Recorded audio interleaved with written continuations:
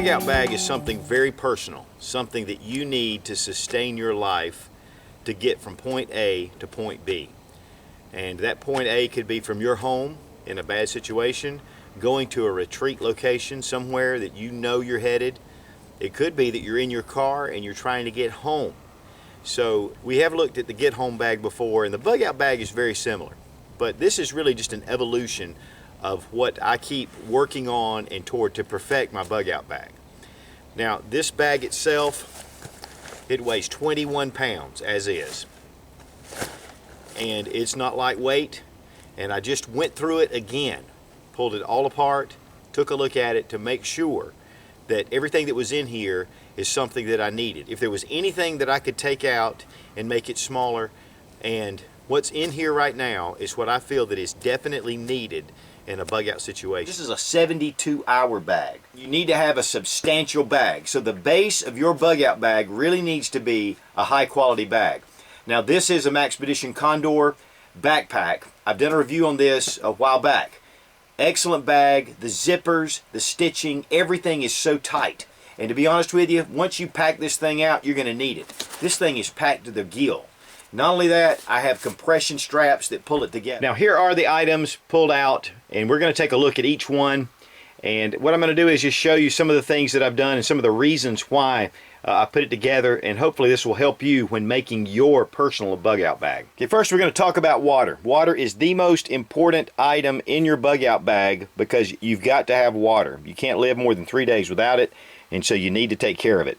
This, of course, very first is my emergency purified water. These are sealed. They have a long shelf life, and these are just solid. They're just to stay in the bag.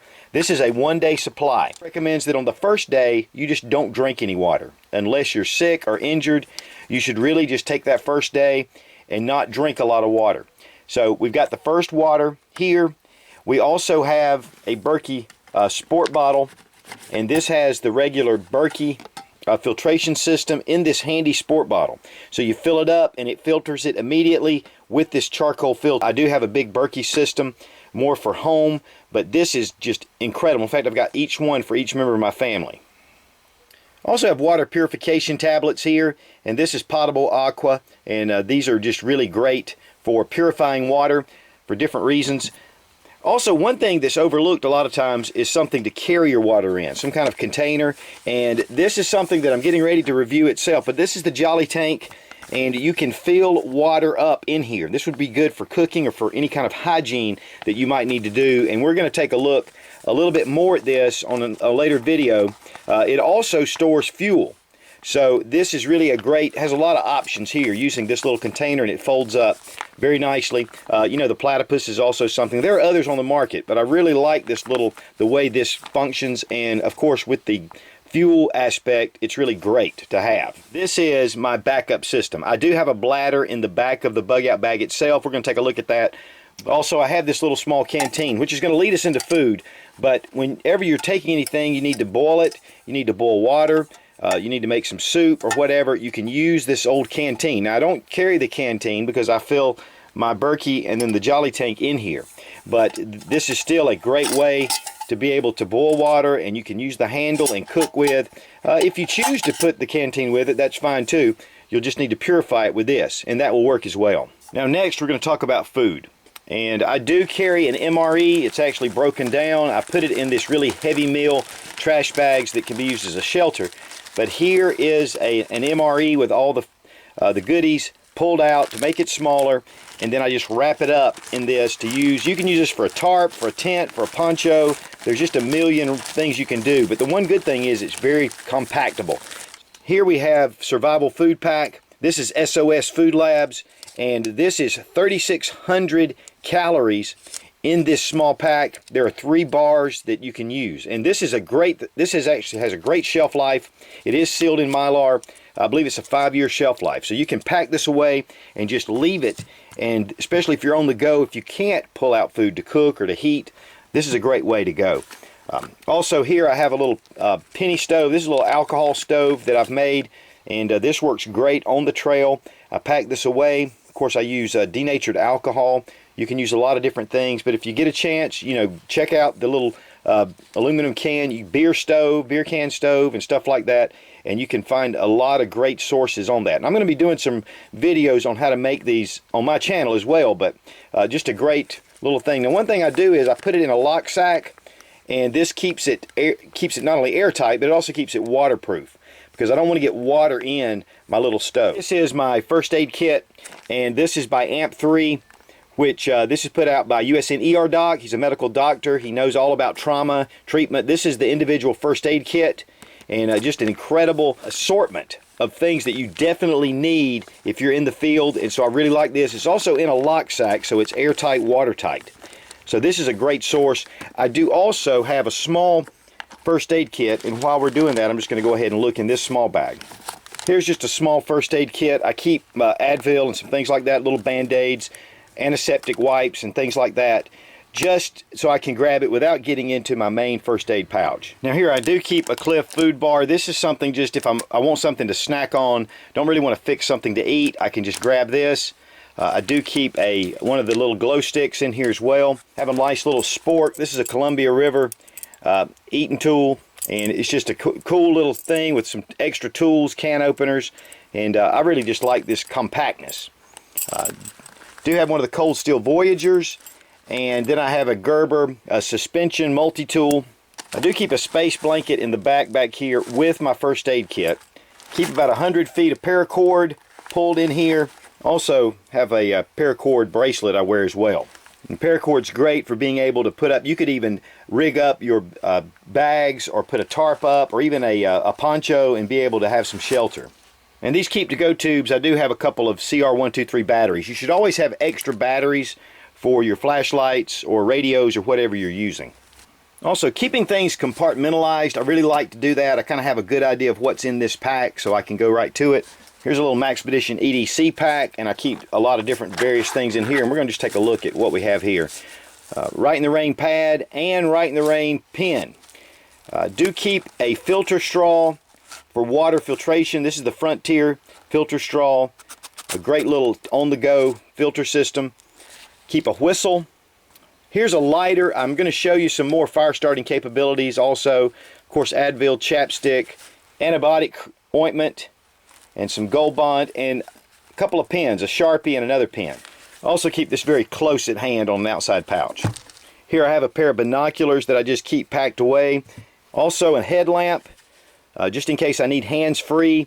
And this is a Rayovac. I have another one that I use, a Petzl, that I use a little bit more, but I had it packed away in something else. But this uses AA batteries, and I keep extra batteries. An important thing too is personal hygiene. And for 3 days, you're going to need a little bit of soap, and of course a toothbrush. One of the things, I want to get one of those little short toothbrushes to put in here, but this is just, I just didn't have one yet. So I'm going to pick up one of those. Some hand sanitizers, a little tube of toothpaste, a couple of dental floss with picks.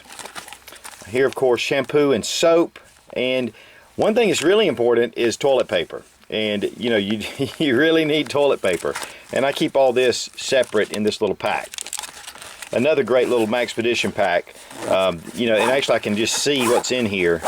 But I really like to keep things, again, like to keep them kind of compartmentalized, knowing where things are. Here I have a map of the United States. It's a big one. Then I have a compass, and I keep a lighter in this Lok-Sac to keep it from getting waterproof. The toilet paper was also in a Lok-Sac. This is to keep it leak-proof, airtight, and waterproof. Now, one of the things you can know about weather and about our environment is you never know what to expect. So here I have a wool watch cap. I also, not in this bag, but I keep a kind of a boonie hat. It's more of a hiker's cap because I want to kind of be a little bit more subdued.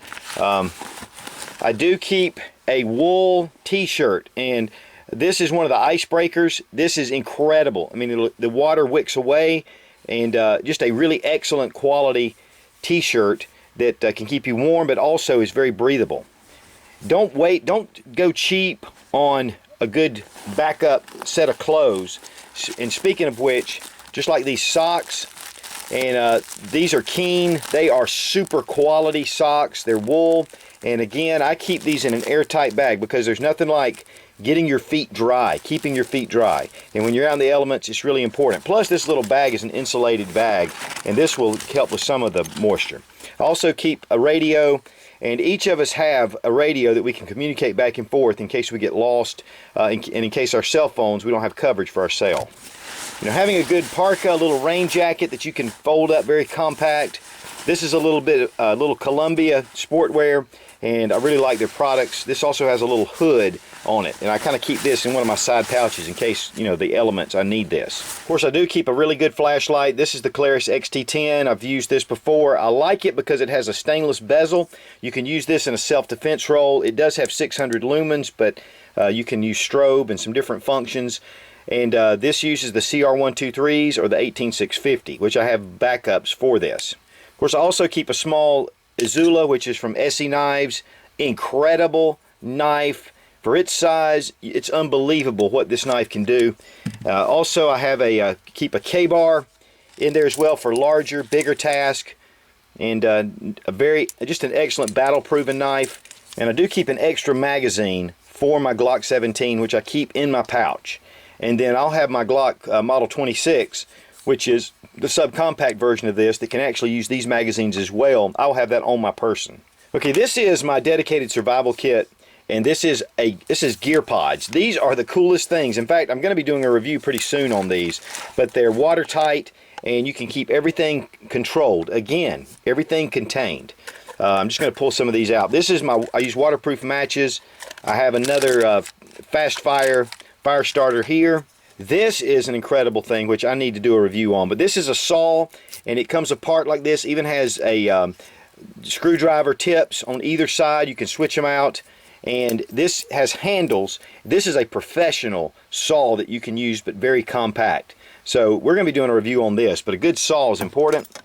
And this is a really excellent fire starting tool here as well, and I keep different fire starting tools because fire can be extremely important.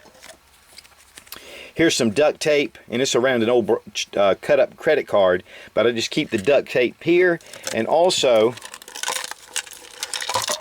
I have some duct tape around this signal mirror, and I have a foldable signal mirror in here, not only to be able to signal, but also if I'm injured or something or I need to look, I can take this mirror and be able to use it as a mirror. Have a small little sewing kit, Columbia River knife and tool. It's the M16, and just an excellent little knife. Some zip ties. And then I have a couple of button compasses under here as well. And then this is something that's really important to me, is the Aircraft Survival Manual. This is an older version. They do make newer ones. I've done a review on this as well, but this is impervious to water. It's waterproof. The pages are protected, and it just has so much information in here about survival. Having a good pair of gloves that you can protect your hands and yet be able to still manipulate tools, your firearm, whatever, is very important. Now, I do have an insulated bag for my bladder, and this has straps in case for some reason I just need to pull this out and wear this on my back. So this actually helps it, retains it, and keeps it in an upright position. Also, I have a universal holster back here to keep my pistol and just to kind of keep it out of sight if I need to. Now, there are two things that I would probably add to this bug out bag, and it's two things I'm working on. And one of them is an ultralight sleeping bag or some sort of bivy sack, something very small. I have a number of sleeping bags, but I really want something very lightweight and something that I can use on the move, something I don't have to lug around. And maybe some kind of small shelter. Of course, obviously I can use the trash bags that I have in here, the heavy construction mill trash bags, to make some sort of improvised shelter. But really, that's two of the things that I would like to work out, and I'll be updating you when I do add that to the bag.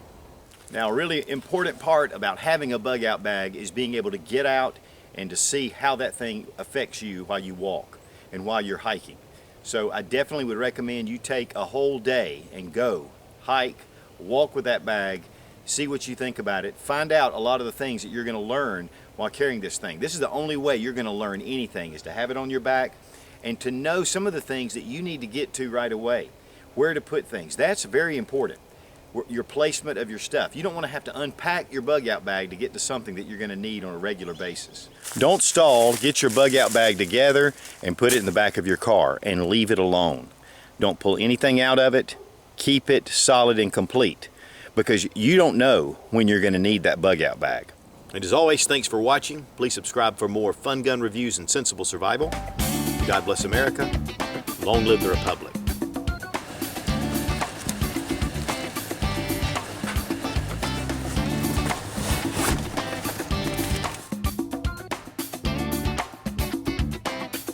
rearranged. In the bug out bag is a little bit different, and